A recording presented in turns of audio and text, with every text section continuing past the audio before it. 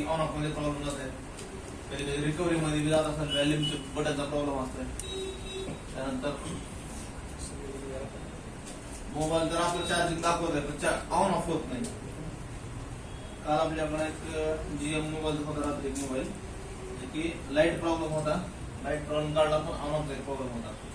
On off साठी पाठीमागच्या साईडला कंपोनंट आहे होते E51 काय होता, Y51 लाईट आणि ऑन ऑफ.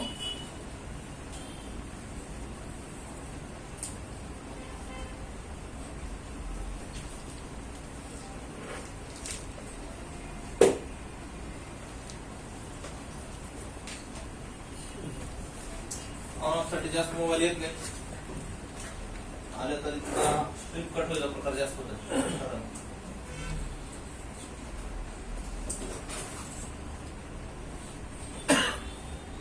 बघा ऑन ऑफ म्हणलं की आपल्या पॉवर आयसी मधून ट्राय करायचं ऑन ऑफचा.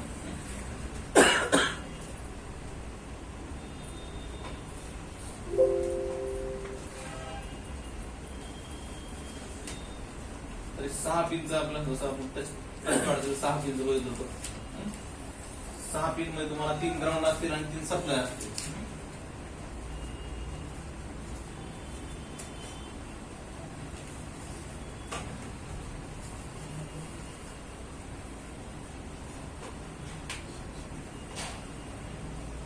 तर हे जे पॉइंट आहेत आपले कशाचे टेस्ट पॉइंट जे त्याच्यामध्ये ऑन ऑफ साठी एक दिलेला आहे, त्यानंतर व्हॉल्यूम डाऊन साठी एक दिलेला आहे, व्हॉल्यूम अप साठी दिलेला आहे.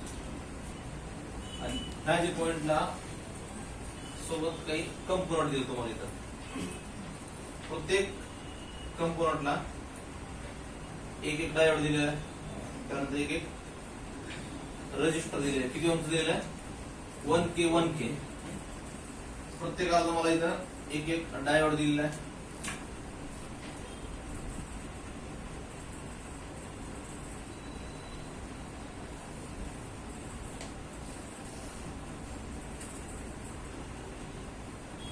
आणि हे जे सप्लाय आहेत आपले पुढं आयसी कडे गेलेले. त्याच्यातलं जे ऑन ऑफचा सप्लाय आहे आपल्याला ते कुठे गेलेला आहे पॉवर आयसी ला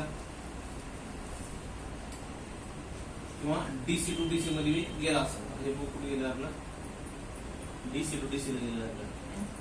प्रत्येकाला 1K 1K चे रजिस्टर दिलेले आहे. तर हे 1K चं रजिस्टर नाही जरी टाकलं तरी चालतं, तुम्हाला शॉर्ट जरी केलं तरी चालतं. 1K फक्त ऑन ऑफ सेक्शनला पण 1K च्या रजिस्टरला शॉर्ट केलं तर चालतं. आणि हे जे 2 पॉइंट आहेत व्हॉल्यूम अप आणि व्हॉल्यूम डाऊन ते CPU गेले असतात. तर एक गेला CPU मध्ये, कोणता गेला व्हॉल्यूम अप गेला बघा CPU मध्ये, आणि व्हॉल्यूम डाऊन कुठे आलाय DC टू DC ला. तर हे व्हॉल्यूम डाऊन आलाय आपला हे CPU मध्ये, व्हॉल्यूम अप डाऊन आणि हे ऑन ऑफ. प्रत्येक मोबाईलला तुम्हाला असं बघायला भेटेल. फक्त व्हॉल्यूम अप आणि डाऊन हे CPU गेले असतील तो काय काय मोबाईलला DC टू DC मध्ये. पण हमेशा तुमचा जे ऑन ऑफचा आहे पॉवर आयसी किंवा DC टू DC ला फर्स्ट पॉवर आयसी म्हणतो, त्याच्यामध्ये गेला असतो. तर यामध्ये ऑन ऑफ स्विच आपले वेगवेगळे स्विच असतील. सॅमसंगच्या मोबाईलला बघितलं तर असे स्विच आहेत जुन्या मोबाईलला. त्यानंतर आता जे मोबाईल आहेत सगळ्यावर असे टिकले आहेत, जे की त्यामध्ये स्विच असे वेगवेगळे आहेत. फक्त इकडं प्लस इकडं मायनस असे काही स्विच आहेत. त्यानंतर अजून त्याच्यामध्ये दुसरे स्विच असते, हे प्लस हे मायनस हे मायनस, इकडं प्लस मायनस. तर हे स्विच या ठिकाणी बसू शकतो आपण, ते पण बसू शकतो इकडं.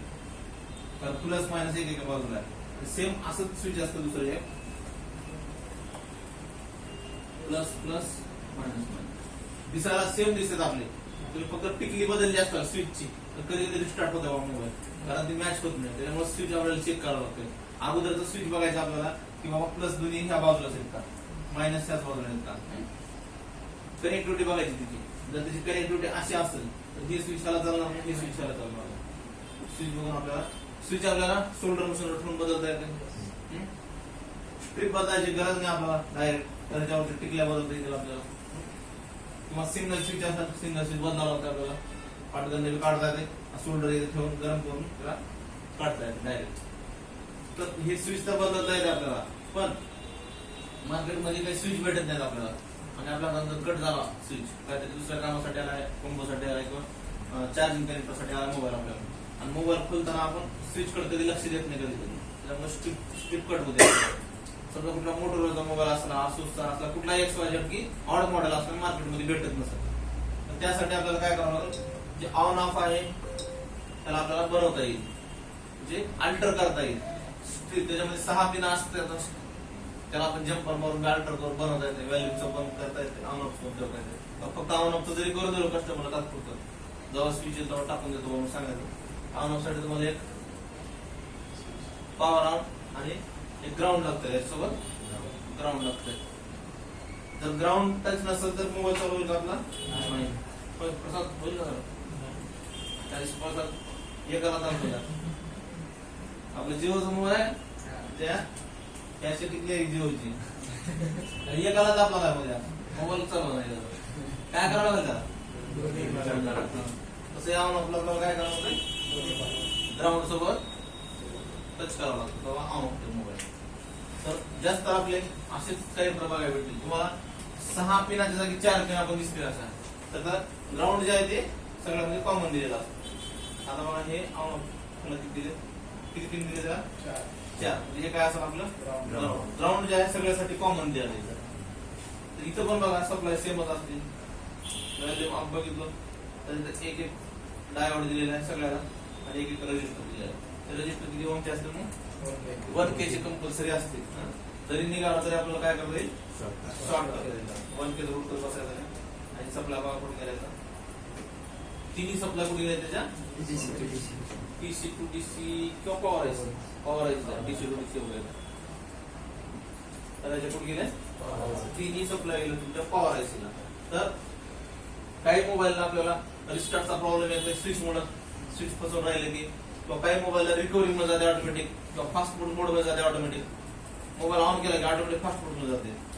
तर बरेच मोबाईल आपले काही याचा सिम्बॉल दाखवते बघा असं मोबाईलचं, त्या दिवशी आपल्याला 9 पॉवर व्हॉल्यूम बटन मध्ये प्रॉब्लेम होता. तर मोबाईल ऑन केला रिकव्हरी मेनू मध्ये जाते, किंवा असे मोबाईलचा सिम्बॉल येते आणि त्याला केबल वगैरे दाखवलेला असतो, त्याला MI असिस्टंट मोड काय म्हणते, त्या मोड मध्ये जाते फास्ट फूड मोड. तर बरेच सॉफ्टवेअर मारते, हार्ड रिसेट करते, किंवा ते रिकव्हरी मध्ये गेल्यामध्ये ऑटोमॅटिक त्याला रिकव्हरी मध्ये जाते, वाईप डाटा मध्ये जाते. मग त्याला कस्टमरनं पहिलेच वाईप केला असेल, किंवा कुठल्या दुकानदारानं वाईप करून रिबूट करून बघितला असेल, मग डाटा त्याचा गेलेला असते ऑलरेडी. तर कस्टमर त्या कंडिशनला आपल्याकडे पहिले त्याला सांगायचं, किंवा पहिलं फॉर्मॅट जर केला असता डाटा जाऊ शकते. तर आपल्याकडे मोबाईल ऑन ऑफ स्विच मध्येच होते. मागे एक रील बनवलं बघा, उमर घेऊन आलते कस्टमर, 300 रुपये बिल घेतलेलं होतं आपण इथेच बनवतो. ते मोबाईल 2 दिवस फिरले फक्त डाटासाठी. कोणी MMC गेल्या म्हणलं त्याला, कोणी सॉफ्टवेअर मारावं लागतं म्हणलं. 91 ला कुठला तर मोबाईल होता त्याचा. प्रॉब्लेम कशाचा होता, ऑन ऑफ स्विचचा होता त्याचा. 300 रुपये घेतले होते आपण, तर त्याचा ATM काय हरपलं, आणि फोन पे गुगल पे सगळं त्याच्यावर चाललं ATM वर, आणि ATM बी निघून गेला काही असा विषय होता त्याचा. तर ते सगळा डाटा होता त्याचा, आणि दुसरं काही तर कंपनीचं काम करतो डाटा होता. तर डाटासाठी त्याने एवढं फिरले शेवटी त्याला रील पाठवली आपली, इथं आलं स्टिक घेऊन पूर्ण तिकडं आपण एक 10-15 मिनिटात करून दिला मोबाईल. त्या दिवशी ऑन ऑफ सेक्शन होता वरी, तिथं बोर्डवर बघायला पाठीमध्ये असं दाखवलं. तर त्यानं जर कुठं फॉर्मॅट केला असतं तेवढ्यासाठी तर सगळा डाटा गेला असता. डाटा पहिले गेलेला बी असू शकते बरं कुणाचा. तर हे आपलं जे MI, ओप्पो, विवो बाकीचे मोबाईल असं सेक्शन आहे. सॅमसंग थोडासा वेगळा सेक्शन आहे. सॅमसंग मध्ये जे ऑन ऑफ स्विच आहे तुमचा ऑन ऑफ, त्या ऑन ऑफ स्विचला एकतर पॉवर आयसी तुम्ही सप्लाय आलेला आहे, आणि DC to DC म्हणून सप्लाय आलेला आहे. त्याला डबल सप्लाय आहे, जे की सॅमसंगच्या 60-70% मॉडेलला ते सप्लाय आहे.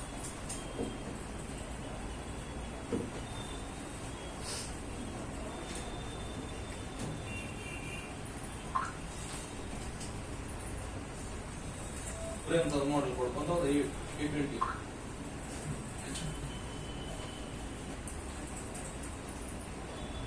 A20 ला जास्त प्रॉब्लेम आहे, पॉवर आयसी जे येणारा ट्रॅक आहे ते डायरेक्ट कट होतो आयसी मधून. एखाद्या मोबाईलला जर सेम प्रॉब्लेम आला, म्हणजे बऱ्याच मॉडेलला सेमच प्रॉब्लेम येते, एकेका मोबाईलला तेच प्रॉब्लेम येते कंटिन्यू, तर A20 ला कॉमन प्रॉब्लेम आहे. हे दोन पॉईंट कशाचे, ऑन ऑफचे, हे दोन व्हॅल्यूमचे आणि ग्राउंड आहे. आता या दोन्ही मधलं जर एक पॉईंट पकडून तुम्ही ग्राउंड सोबत टच केलं, चालू होणार आहे मोबाईल सांगा, कारण याच्यामध्ये दोन्ही जी सप्लाय आयसी मधून आलेली. ही एक सप्लाय आहे, 1K चा रजिस्टर आहे, सप्लाय आहे आपल्याकडून डीसी टू डीसी.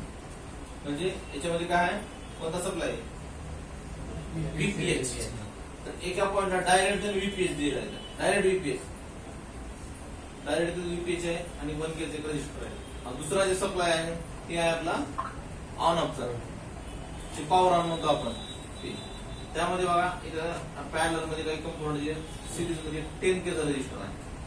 10K ला बी शॉर्ट केलं तर चालतं, त्यावेळेस केलं असेल की शॉर्ट, तो इथं मारला असेल जम्प करतो, त्या शॉर्टच केला ना. 10K ला बी शॉर्ट केलं तर चालते, आपल्या दुसऱ्या सेक्शन मध्ये होते, पण ऑन ऑफला त्याला शॉर्ट केलं तर चालते.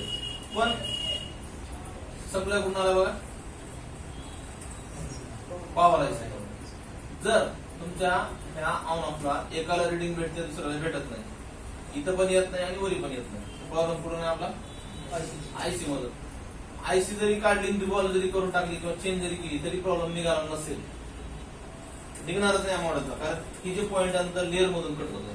पण याला सोल्युशन काय, मग आयसीच्या मधून एक बाहेर जम्पर काढणे, आयसी बसवणे आणि पुन्हा इथून जम्पर त्या जम्परला मान बसवणे. तर A20 ला जास्त प्रॉब्लेम आहे. आणि हा मोबाईल तुम्ही ग्राउंड सोबत जर टच केलो, आता VPH जर तुम्ही ग्राउंडला टच केलो, मोबाईल चालू होईल का, किंवा हे ऑन ऑफचा जरी तुम्ही ग्राउंडला टच केलो तरी चालू होणार नाही मोबाईल, एखाद्या दिवस डेड होईल मोबाईल तुमचा. VPH ला तुम्ही ग्राउंडला जास्त वेळ ठेवलं तर डेड होईल मोबाईल, चालू होणार. तरी सॅमसंग थोडा असा सेक्शन आहे. याच्यातून सप्लाय बघा कुठे गेले, सीपीयू मध्ये येईल, व्हॅल्यूम येईल. आता इथं 47K चा रजिस्टर आहे, 4.7K चा रजिस्टर आहे, हे महत्वाचे असते तुमच्या व्हॅल्यूम सेक्शनला.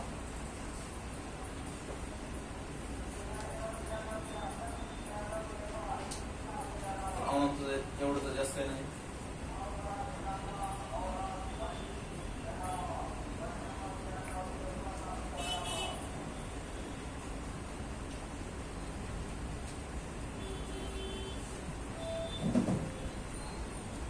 फिंगरप्रिंटचं बघू लागेल, छोटे छोटे सेक्शन बघू सगळे. फिंगरप्रिंटचे डायरेक्ट तुझ्या सीपीयूला जाते, दुसरीकडे कुठं सप्लाय जाते, डायरेक्ट सीपीयूला जाते.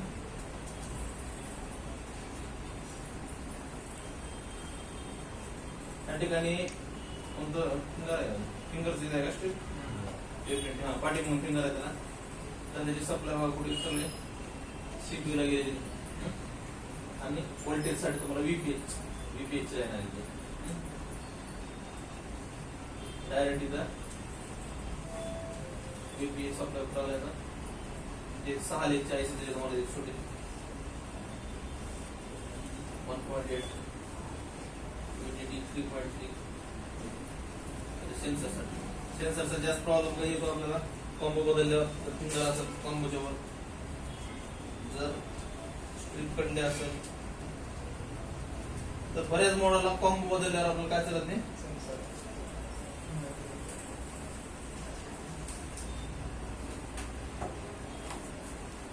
मुंबईपेक्षा कमी रेट आहे 130 रुपये लाख,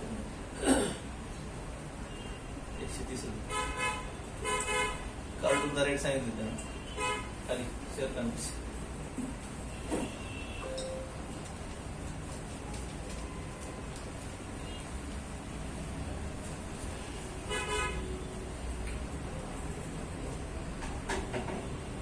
तर बऱ्याच मॉडेलला फिंगरप्रिंट जे आहे साईडला आहे, बऱ्याच मॉडेल समोर आहे. समोरचं जे फिंगरप्रिंट आहे जर कॉम्बो डुप्लिकेट टाकला तर चलत नाही आपला, OLED जरी टाकला तरी चलत नाही. काही मॉडेलला चलते, काही मॉडेलला नाही. जर तुम्ही ओरिजिनल टाकलं तर चालतं, आणि ओरिजिनल टाकून की काही मोबाईलला चालत नाही. फिंगरप्रिंटला काय करतात कॅलिब्रेशन असते, सर्व्हिस सेंटरला कॅलिब्रेशन असते त्यांचे, किंवा ते रबर पण असतात कॅलिब्रेशनचे. कोट टाकून रबर असते.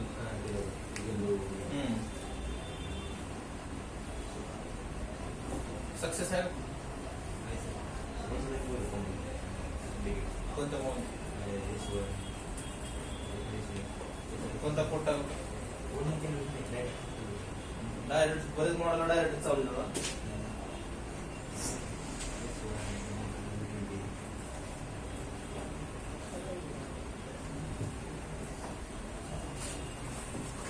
तर मेन जे आहे आपला आता ऑडिओ सेक्शन, छोटे छोटे सेक्शन काय नाही गव्हर्नमेंट बघून समजत तुम्हाला.